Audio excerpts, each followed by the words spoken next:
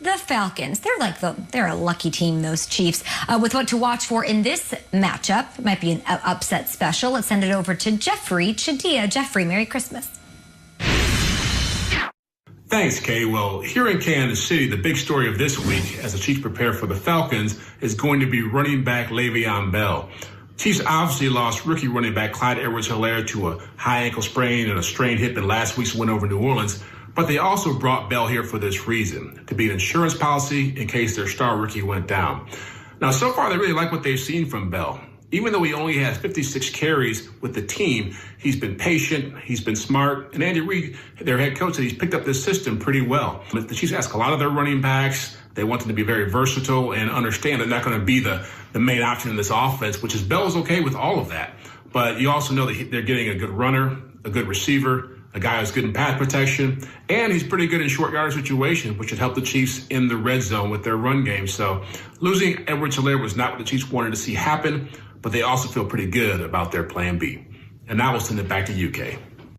Thank you so much, Jeffrey. It's time for a little believe it or not. Ding. Christmas Eve. Let's go. Let's get hammered tonight. What kind of luck you got there? What do you got? What do you got, Brent? Oh, something I'm not supposed to show, but I got in Prague, if you have to know. Oh, Praha. Love it. Okay. Believe it or not, let's start this off here. Falcons Chiefs will kick it off there. Clyde Edwards-Helaire's health will be the biggest X factor for the Chiefs going forward, Triggs.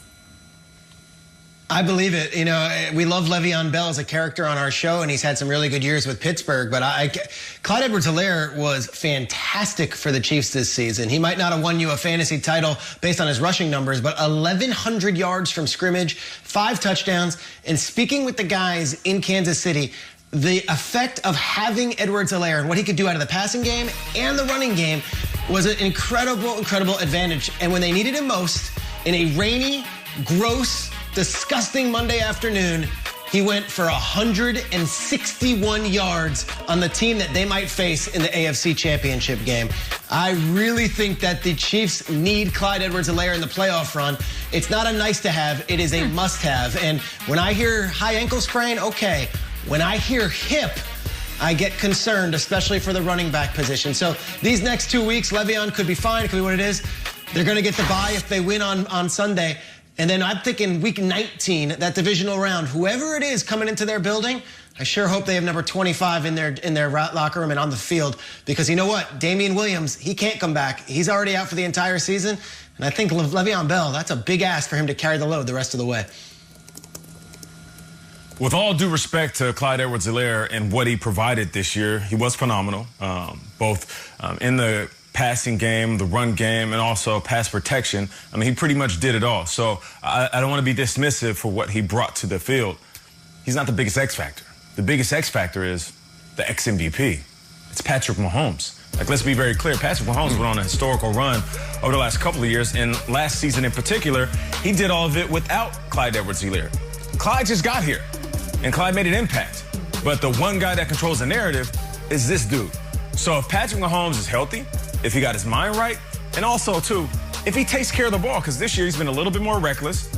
He pulled some Steph Curry, Dame Lillard pulling up from half court, a little bit risky throws, if you will. And he's going to need to address that in the postseason, because you're not going to be able to throw 3 picks in the playoffs and still scrape away with the win. So I feel like the X factor is Patrick Mahomes, because he's touching the ball every game, but more importantly, it's Patrick Mahomes taking care of the ball. Of course, it all starts with Mahomes. I just think the AFC playoffs are all hands on deck this year. These teams are going to be not just good, tough. Bills, Titans, Ravens, Browns, maybe Colts, who knows. All teams that hit and run.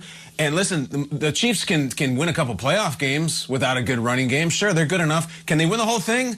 I don't know. And I look at Le'Veon Bell, like, this is almost like he was born for it. And I think it's really interesting. I was listening to Jeffrey Chahida's report, where he was saying he's a good runner, a good receiver. He's pretty good in pass protection. I think that's totally accurate. He's good. Is he great? I don't know. We've seen solid from Le'Veon, especially last week. We have not yet seen special. We have not seen Michigan State Le'Veon. We have not seen Pittsburgh Le'Veon. If we do, look the hell out. but I just feel like it's biblical. The exit from Pittsburgh, the sitting the year out, the year with the Jets. This is it. Like, you are in the Chewbacca seat next to Patrick Mahomes flying this thing. Tyreek, Kelsey, they're all going to do their thing. But there's going to be a game, maybe it's in the Super Bowl, I don't know. Maybe it's the divisional round where they're like, we got to run, and we need that rookie, and he's gone. Le'Veon, you're a thoroughbred here, dude. We need you. I don't know if he's up to it yet. I really don't. I think he's, to use one of my favorite words, I think he is one of the most pivotal players in the entire AFC playoff run. Nice, Kyle. And it's time. If you are the Le'Veon Bell that you always thought you would and change the position, a wide receiver, running back, this is it, buddy. Let's go. Let's rock and roll. Because if you don't have it, the Chiefs could get knocked off. The AFC playoffs are going to be a juggernaut. Hey, you nailed that pivotal. I'm proud of you, kid. Quickly to Schrager. You heard everything Kyle said. I'm hearing everything. I feel like I'm usually the one that tries to somehow poke holes in the Chiefs to make them a little bit more human. But this one doesn't bother me. What bothers you more? Because I went back and I looked at their playoff run last year. The run game wasn't exactly clicking. Patrick Mahomes was the leading rusher all up until the Super Bowl. Is it more what he means to that offense or more the level of play in the AFC like Kyle's saying? That's concerning. I think it's a combination, Kay. Great question. I really do. I think the Titans, the Colts, the Browns, the Ravens are coming on. All these teams, they're not scared of the Chiefs anymore. They're power teams. They want to run on you. And at some point, the Chiefs are going to need that running game. And I saw that Edwards-Helaire performance against Buffalo in the rain. 161 rushing yards. That's a huge, huge deal. They put it on him, and he was able to deliver. I'm not sure one of these other running backs, Le'Veon Bell included, are going to be able to do that if they need him.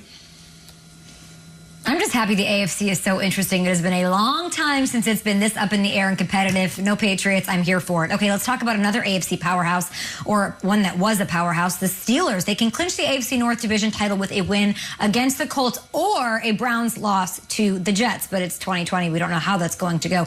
Unfortunately for Pittsburgh, their play has not been awesome of late. Their quarterback, Big Ben, was asked about the criticism that he has faced and his team has faced during this now 3-game losing skid.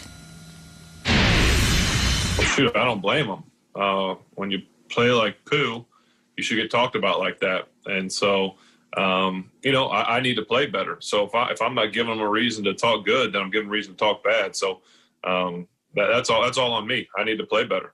I need to get more consistent with my play, and that's mentally and physically. And so I think when I play good football mentally and physically, then hopefully that'll trickle down to everyone else. A little bit too much poop talk in the AFC North for me this season, but I'll go to you, Nate, on this one. Believe it or not, Big Ben is not the biggest reason the Steelers have struggled in recent weeks. He said play like poo? Oh, man, that's bad football. Yeah. Well, how about you think about the times when it was like Winnie the Pooh and everything was sweet?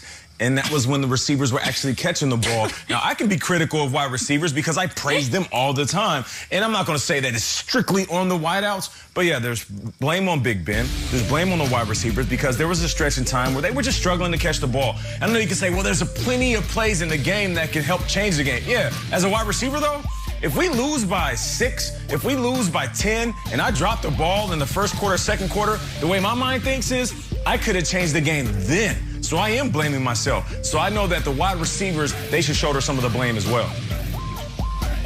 This is how you know Big Ben's a father now. He's using words like poo. And this is, welcome to my house. I distinguish between poo and poop for our children. It's disgusting, but like as a parent, there's different validation for each. However, both can be described to the Steelers' offensive play right now, and I will have Roethlisberger be the biggest reason. You know what the biggest favor really in this come out in terms of hashtag narrative for Roethlisberger is the way his Steelers receivers are dropping passes. Because that put all the eyeballs there and not on the eyeballs in the fact that Ben Roethlisberger's, most of those passes are little dinks and dunks and here and here. Of course, not the one that we say as I pull it up. But yes, Roethlisberger is still the biggest reason. And I love whiny Roethlisberger. He gets into that mode. He's like, I don't know. Maybe I just don't have it anymore. Maybe I shouldn't play anymore. Blah, blah, blah, blah, blah, blah, blah. He gets that way, and I think we're almost there. If they lose 4 in a row, we'll have full whiny Roethlisberger. And he might be right. You know, no team in the history of the NFL has gone 11-0 and lost 4 straight games. No one's ever done it. You don't go 11-0 and then lose 4 straight games to finish a season. It's never been done. And yet, if you could find me anybody in America who thinks that the Steelers are going to beat the Colts this weekend, I'd love to meet that person, which is exactly what I think the Steelers need to lean into now.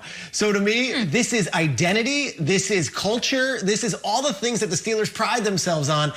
That, to me, is what's been missing the most in this recent skid. I don't fear the Steelers. I don't feel like that fan base is fully behind whatever this team has become. And we mock the TikTok stuff and we laugh about that. The fact they're dealing with that and Juju is retracting that, and that's even an issue here as we head towards Christmas on December 24th, I think that's the biggest issue right now. The Steelers, they felt like a Steelers team the first 11 games. The last month, they don't resemble what Pittsburgh is all about. Broken record alert for me. Big Ben leads the league in pass attempts. He won his Super Bowls based on balanced offenses. If they can't get the run